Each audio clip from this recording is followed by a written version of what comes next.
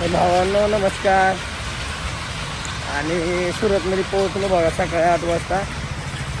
8 वाजता पोहोचल्यावर no entry लागल्यामुळे गाडी काही खाली करायला मध्ये घेतली नाही. म्हणजे 1 वाजता मध्ये आलोय. मग ह्या बघा असला मुळीनी गाडी घातली बघा इकडं. आणि सगळ्या सुतगिरणीच आहेत पुन्हा इकडं. बघा मुळे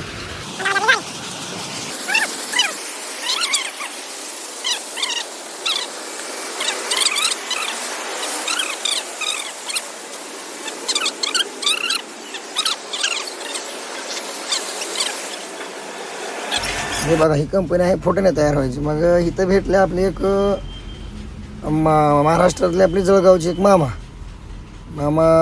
म्हणजे ते मशिनीवर होते ते सुतगिरणीमध्ये.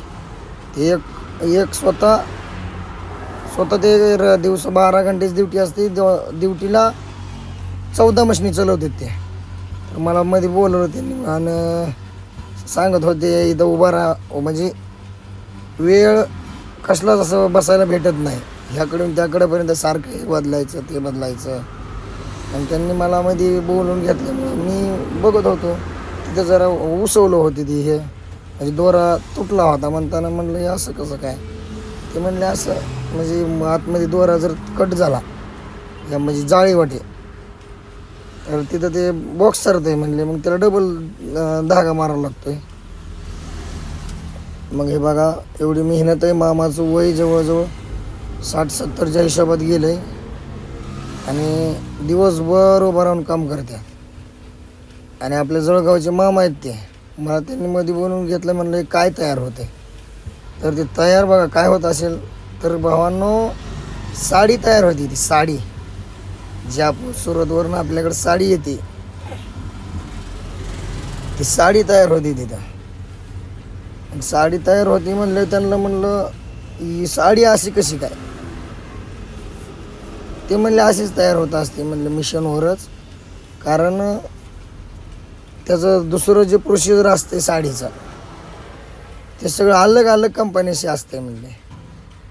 इथं सुतगिरणीमध्ये फक्त तयार होणार कपडा साडीचा, त्याचं माप काय असेल ते म्हणजे सारखं बाबा इकडनं तिकड्याकडला जायचं, त्यांना तिकडनं इकड्याकडे यायचं, ते सगळं सेटिंग करायचं.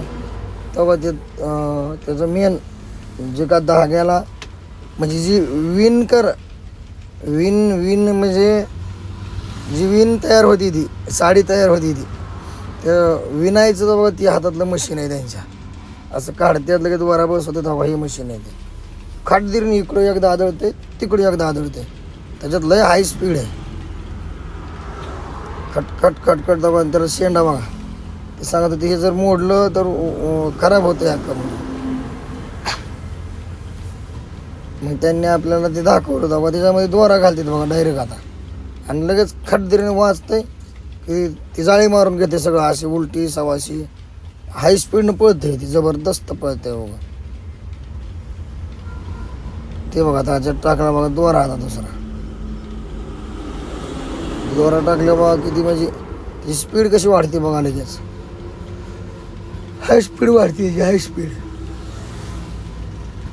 त्याचा शेंडा बघा तो तेव्हा तेवढा दोरा काढते तेव्हा टाकायला लागले बघा. तेव्हा टाकलं तेव्हा चालू केलं तेव्हा गेलं त्याकडून ह्याकडं आहे का. एक बघा ते एवढी स्पीड आहे त्याच्या तवाने. ते बघा तिकडे जाते एवढं स्पीडमध्ये आपटतं ते.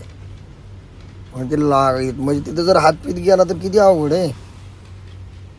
भुगाच करून टाकेन ते.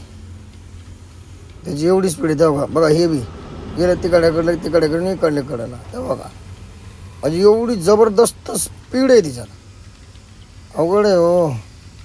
आणि खरंच मला ह्या मामाचं एवढं वय झालं तरी भारी वाटलं बरं का. कारण पोटासाठी दिवसाची 600-700 रुपये हजेरी पडते म्हणून करायचं म्हणले आपण. दुसरं तरी काय करू शकतो. आणि इथं बी मला असं म्हणले होते की इथं बी हे सारखंच इकडून तिकडून इकडं उभं राहून असं हात पाय गळून जातात म्हणले.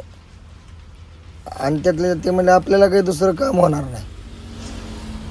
मग आपण काय करता काय पर्याय नाही त्याच्याशिवाय. पण खरंच त्या मामाची आपुलकी वाटली मला बरं का. कारण एवढं वय झालं तरी बी त्यांचं काम बंद नाही. हे बघा हे मेन सगळी त्याची जिथे विण करतंय त्याचं हे आहे बघा, ते म्हणजे ते विणायचं म्हणजे एवढी स्पीड आहे त्याच्यामध्ये. आणि खरंच कष्टाशिवाय पर्याय नाही. मामा एवढे वयस्कर झाले तरी पण झटतात.